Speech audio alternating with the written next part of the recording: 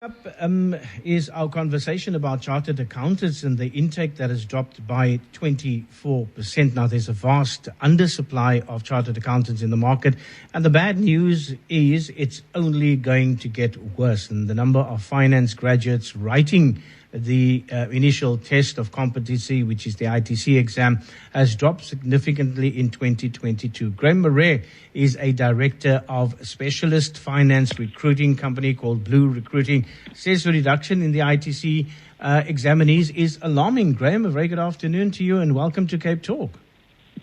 Good afternoon, Zane, and thank you very much for the privilege to chat to you. I think it's fascinating. The SAICA produced the results of the ITC exam that was written earlier this year, I think back in March, and they noted a couple of really successful aspects of it, like a 78% pass rate. But what I found a little bit alarming was the reduction and vast reduction on the number of candidates that actually wrote that exam. It was almost 1,000 less candidates, which is, as you mentioned, 24% less this year compared to last year. And it's deeply concerning from us as a financial recruiting business. We're already seeing a huge demand for South African CAs, and I suppose our hope was that the supply would be matching that. But it looks like, as a result of this reduction in potential candidates for CAs, in 3 years' time, we're going to have 24% less newly qualified CAs in the market. What are the reasons that we lack so many chartered accountants? Because it is vital for us in terms of keeping the economy and the structure of the economy going, that we have financial oversight with most of our works, be it in the private sector as well as in the government sector, because specifically in the government sector, if we don't have the chartered accountants, we are opening up ourselves for corruption. Yeah, absolutely. And I think it's twofold. I think there's a global demand for our CAs that's increased exponentially in the last couple of years. So usually it wouldn't be a lack of supply or a lack of growth of supply. In 2020, the number of potential candidates writing this exam increased by 20%, and last year increased by 6%. So we were seeing the trend going in the right way from a supply side, but it's just not matching the huge demand from a global perspective for these CAs. I think the great resignation that's been seen across the world has impacted every industry globally, and a lot of those firms are now looking to South African CAs to be able to solve some of those finance positions that they need to replace. So we're seeing a greater increase in the demand from a global perspective, and I suppose we're just disappointed to see that the number of potential candidates isn't matching that; it's actually reducing.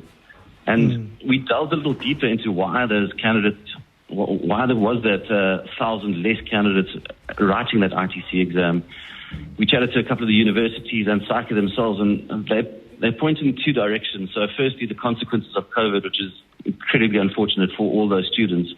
The emergency remote learning and teaching that the universities had to implement at the last minute obviously impacted those students and didn't produce the results that they needed to be able to qualify to write that first board exam. But the second part that was also noted, which I think is slightly more alarming, is they're noting that the matric results from a mathematics perspective just aren't producing the right sort of caliber that needs to qualify to get you into the CA stream in the first place. So that's a more systemic problem, which I think which takes a little bit longer and more complicated to solve. But that's probably the more alarming one. The COVID one is an unfortunate one, but needs to be rectified in the next couple of years. It's frustrating to know that, within the sort of schooling system, we don't have an emphasis or enough of an emphasis on mathematics and the mathematical sciences for children to enter, this particular line of study. But we've also seen, the grades that are required to qualify to be an accountant are very, very high, and the barriers to that or to entry to that is extremely difficult. How can we adjust that, and how can we, work around that and say that, in order to accommodate the lack of what we've had in terms of COVID, and this is how we can remedy it within the next 2 to 3 years? That's a difficult question to answer in a simplistic form, Zane. I think the one thing that I think SAICA needs to be applauded on is the fact that they've maintained a very high standard for chartered accountants. The exams are incredibly difficult, and And the qualifying criteria to become a chartered accountant still is maintained at a very high level, which translates into why there's this huge global demand for CAs. The world is still recognizing the fact that CAs are incredibly well qualified, well trained, and hence why everyone is falling over to try and employ South African CAs. So I think it's important to make sure that the standard is maintained. How we rectify all the challenges with regards to education at the secondary school level and I suppose primary school as well, I don't think I'm equipped to be able to explain or try and work out what the solution is. But there is a challenge that we're seeing on the horizon, and I don't think it's a quick and easy fix. Many students are excluded, but should there be a move to a more practical bookkeeping task? And this doesn't seem to be happening. And where is the sort of a bottleneck in this whole issue?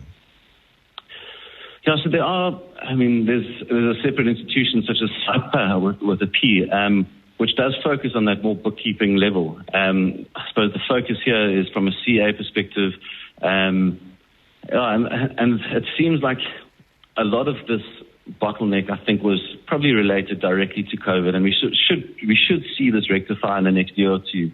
The challenge that I'm not sure what the solution is are some of the applicants for those courses for this year now going to be kept out because of the guys who failed last year? So that's a question that I think the universities will have to try and challenge and try and see if they can increase their numbers for 2023 and going forward to ensure that there's a rampant uptake of CAs and people in the CA stream in the future.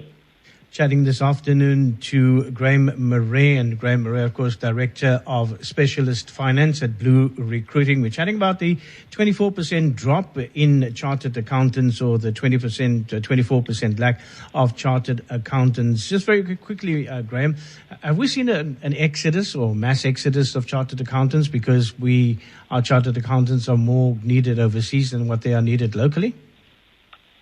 Zane, I think I've never seen the demand as high as it is at the moment from a global perspective on two levels. Firstly, for South African CAs to move abroad and be permanently employed in opportunities, especially in the Netherlands and in the United Kingdom. The numbers are massive, and how many firms are looking to try and bolster their teams with South African CAs. What I do think is quite positive, and it's only at the beginnings of it, but I think it's really, really positive for South Africa, is that the world's beginning to realize that they actually don't need the South African CA to be sitting in their country to fulfill the requirements that they need. And so we're starting to see international firms starting to hire our South African CAs whilst they're still in South Africa, which I think from a South African perspective is incredibly exciting for the CAs to have global opportunities, but also to keep these professionals in our country, paying taxes in our country and spending their money in our country. I think there's a huge amount of positives there, and I've seen that growing extremely quickly in the CA space, and I've no doubt in other industries as well. The challenge for the local market, though, is that comes with inflationary pressures on salaries. So the global firms can obviously afford to pay a little bit more for our South African CAs, and we've already seen sort of 15 to 20% increases at some levels of CA salaries. And the local market has to match that. It's made recruiting at the CA level challenging, and with this 24% drop of potential CAs, new CAs in 2025, I think we're going to see that problem or that challenge just increasing even more. The supply is less than what the demand is. The salaries will probably be matching that. Graeme Marais, thank you so much for chatting to us this afternoon, Director of Specialist Finance at Blue Recruiting. And we were chatting about the 24% drop in the intake of chartered accountants. Charlene Leroux has the latest Eyewitness News traffic.